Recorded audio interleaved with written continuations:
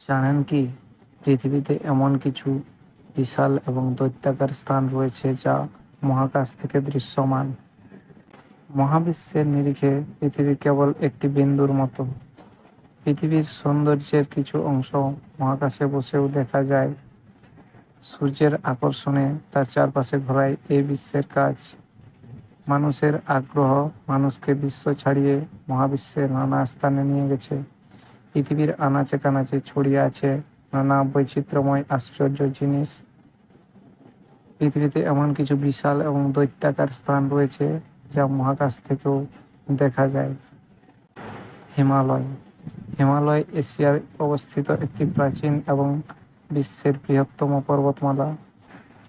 এর তুষার আচ্ছাদিত চূড়া লক্ষ লক্ষ মাইল দূর থেকেও স্পষ্ট দেখা যায়।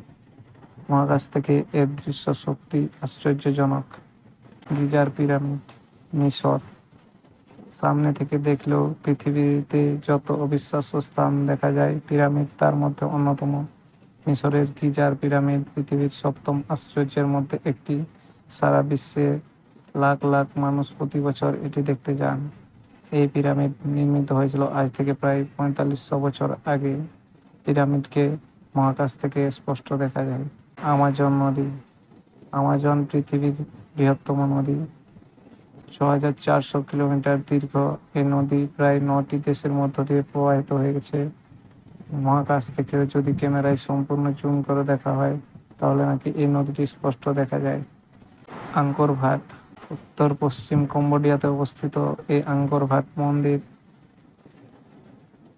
ইউনেস্কো ওয়ার্ল্ড হেরিটেজ সাইটে। এই মন্দির পৃথিবীর সর্ববৃহৎ ধর্মীয় স্থাপত্য বলে পরিচিত।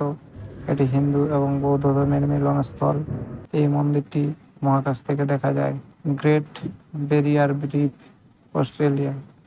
2600 কিলোমিটারেরও বেশি বিস্তৃত এবং 2500টি পৃথক প্রাচীর ও 900টিরও বেশি দ্বীপ নিয়ে গঠিত এই গ্রেট ব্যারিয়ার রিফ মহাকাশ থেকে দৃশ্যমান। পাম আইল্যান্ড, দুবাই।